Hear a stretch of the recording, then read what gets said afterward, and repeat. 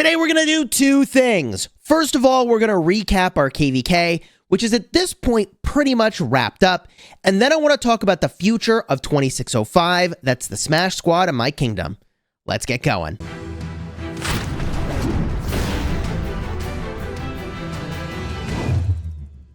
Hello, my friends, and welcome back. I'm Chisgule Gaming, and as you can see on the screen, we've got about 12 days left, maybe closer to 11, for our Warriors Unbound KvK. And when we queued up for this particular format, it was actually for a couple reasons. First of all the other formats had nobody queuing for them. And second of all, when we queued for this format, we signed up because there are limitations to where you can build forts in this particular KvK format. You can only build a fort on a pass or a holy site. So we thought, hey, let's play a KvK where there aren't so many stinking fort fights. And little did I know, the exact opposite is how the reality of this KvK works out. We spent like 3 weeks at pass fights and fort fights, which is my unequivocal least favorite style of fighting in the game. Hands down, not even close.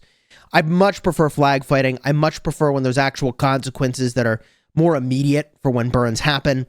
And so this style of fighting, in my opinion, was actually very exhausting. I mean, it's kind of 24/7 fighting, but kind of not. Like there's like bursts of activity and then nothing to do for literally like 3 weeks when we played this KvK format, which was simultaneously exhausting, but also not as fulfilling as the kind of fighting that I would much prefer, which is, you know, intense, swarming flags, spam filling garrisons, the kind of stuff that, like, I would say in this entire KvK, we only had like a couple flags where that actually happened.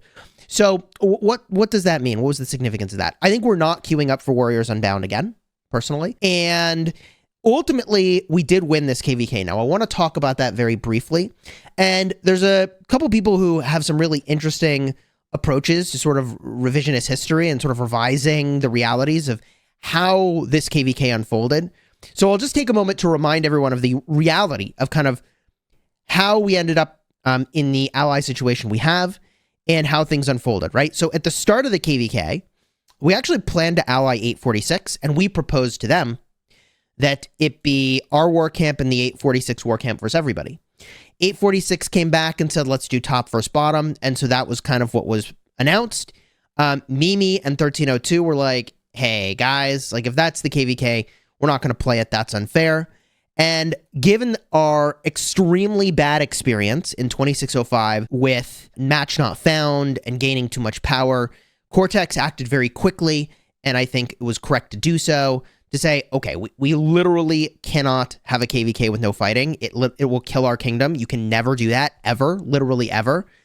And so he arranged to ally with 1302 and also with 1175. So that is how we landed on the allies that we have. Now, it's important to remember that at that moment in time, it was really looking like 1254 and the war camp in the bottom right was going to be able to punch a lot harder. And people were expecting that actually the 1254 war camp would win in this zone. So when the zones first opened up and the fighting first happened and 1302 won this zone, it was a pretty big blow to, I think, the entire 1846 and their allies camp, and some folks from 1254, as I understand it, actually migrated out. And at that point, when these guys were kind of locked up, that created a little bit of a snowball for the remainder of the KvK, because I think for this matchup to be balanced in the way that was originally intended, this camp needed to hit as hard as kind of was expected, and that wasn't the case. And that's not a criticism of them, okay? It's just, I think, a reality that 1254 at this time just has an astronomical amount of dead power in there, and I don't know how they're going to solve that problem. So with that said, as the fighting unfolded, what happened next? Well, it was a lot of pass fighting. Now look, at all moments in time, we really deeply respected the punching power of 1846. And I want to emphasize for a moment this sort of deep respect that I have personally for the strength of 846 as a kingdom. And out of respect to that strength, the strategy that you take when you're defending passes is that you put your farm troops into the pass to kill your farm troops instead of your main troops. So weirdly enough, this means that I actually have more dead troops on my farm than my main, This is weird for multiple reasons. First of all, most people don't have 8 million troops on their farm. I killed half of them, which is not too bad, but I wanted to kill more. And then the majority of the dead troops I got on my main, it's not nearly as many as I would like for a KvK, but this came from joining rallies, swarming things, and occasionally stuffing troops into the passes, but also captaining things, right? And I was expecting the majority of my deads would kind of come from Kingsland. I did not realize that by the time we got to Kingsland, 846 was, I think, more tapped out than I had realized.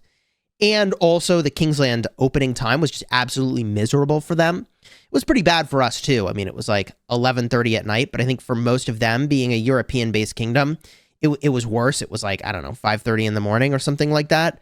So yeah, I did not get as many deads as I would like. And why am I mentioning this? So let's talk about the future of 2605 and the kinds of KvKs we're looking for. Because I would say that although, like, okay, cool, we got a win here, at the same time, what we're looking for in a KvK is much more intense fighting. And that's not to say we didn't have a lot of fighting. I just want to be really clear.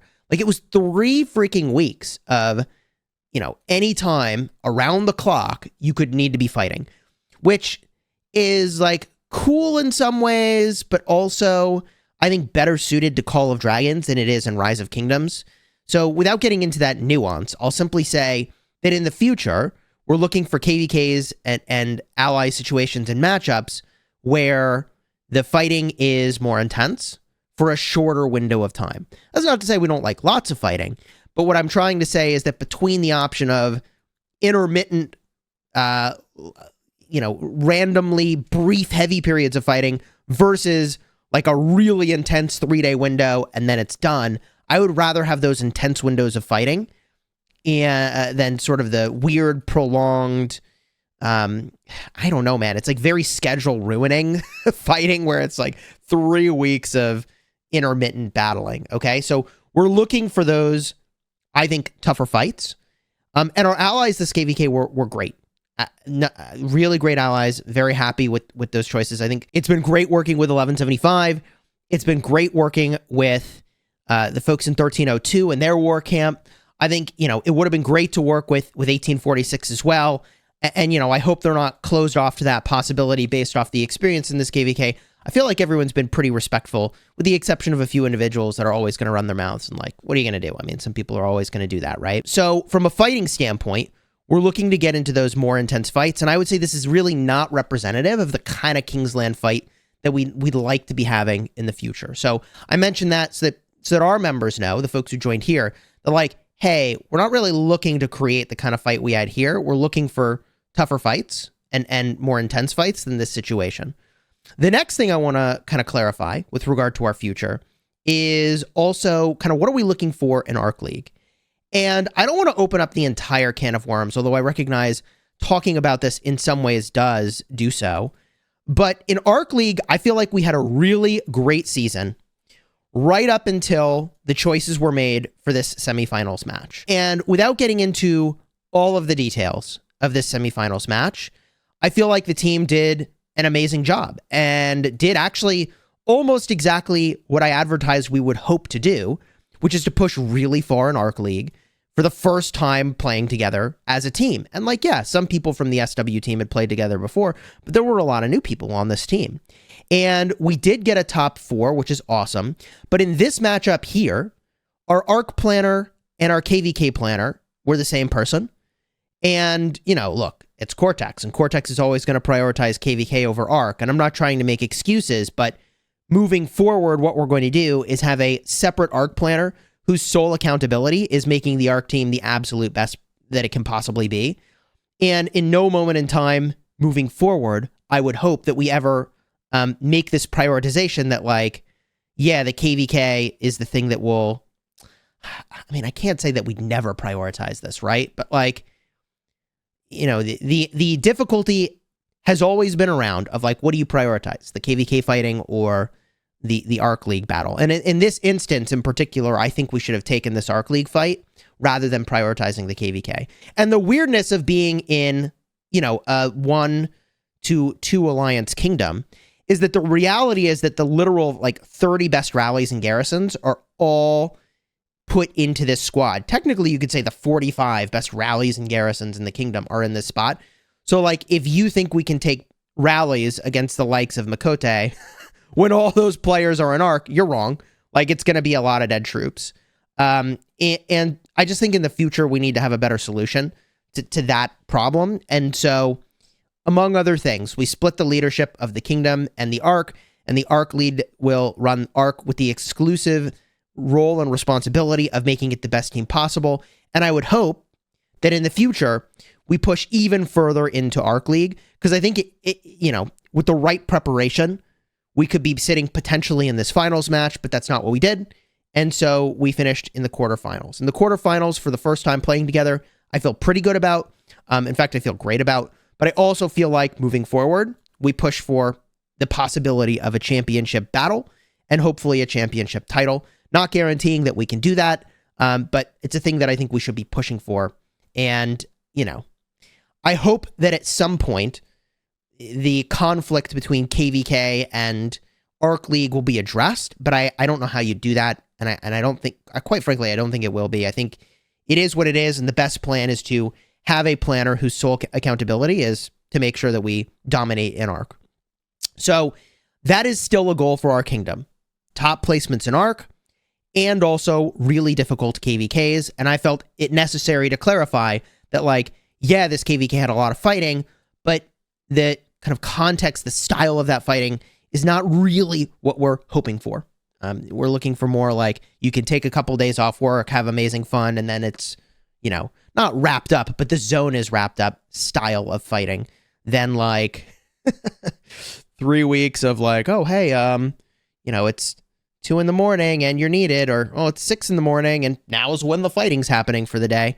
That sort of stuff is, I don't know, less exciting to me. Okay. Now, with all that said, what are we shaping the kingdom up to be is kind of an interesting question.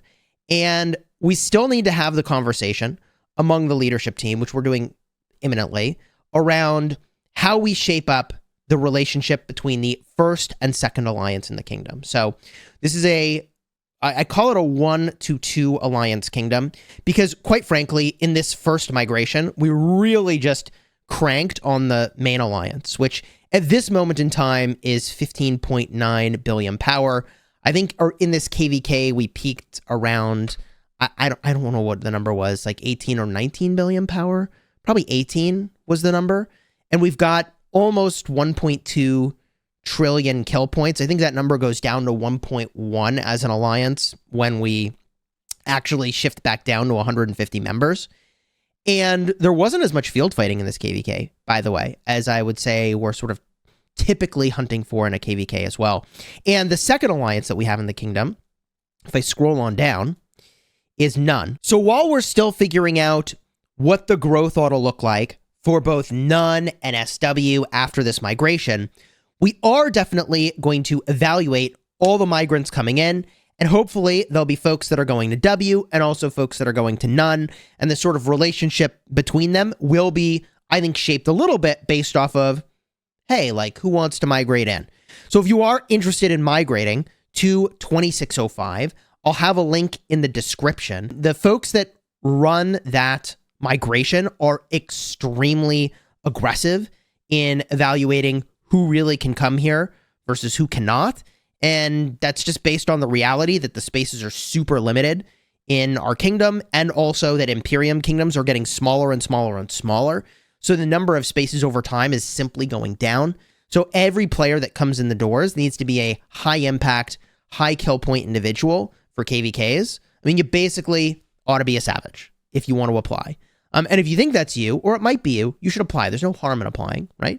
Check the link in the description. You can go apply. And between now and our next KvK, which is, who knows how many pops away. Maybe we'll take the first pop, maybe the second pop. It all depends on kind of who's queuing and what that picture looks like for who we could fight when we queue up next for KvK. But we're looking to do a number of things in order to be sort of ready and even stronger for our next KvK. I feel like this was a nice warm-up KvK, I suppose, to do together.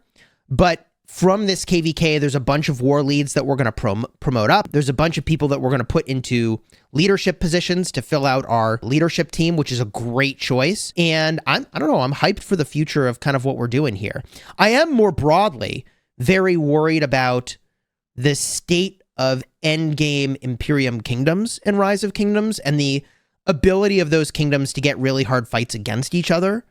So that is maybe topic for a separate video. But, you see the likes of 1960 queuing up and repeatedly getting match not found. And it's like, man, I've been in that situation before, and it ain't good. Let me tell you, it ain't good. So we'll kind of see what that looks like. But we aren't looking, I think, to power up to be like in those top Imperium spots where even getting a matchup becomes borderline impossible. We'll see. Topic for a separate video. So consider joining us in 2605 if you're interested in very difficult KvKs. That's what we're looking to create. And also in pushing an Ark League. And, in the future, we'll make sure that all the way down to the sort of very last match, we are battling at 100% in Ark League, as opposed to prioritizing KvK. And I can't promise that exactly because we have to figure out, okay, well, if it's Kingsland, what the heck are we supposed to do, right? We've got choices to make, but we'll cross that bridge when we get there, all right? If you enjoyed the vid, do me a favor, throw a like on here, consider subscribing. If you want to see the Kingsland fighting, I'll have a card in the end screen showing our battle in Kingsland, and if you want to see some of the past fighting leading up to that, I'll have a card in the end screen for that as well.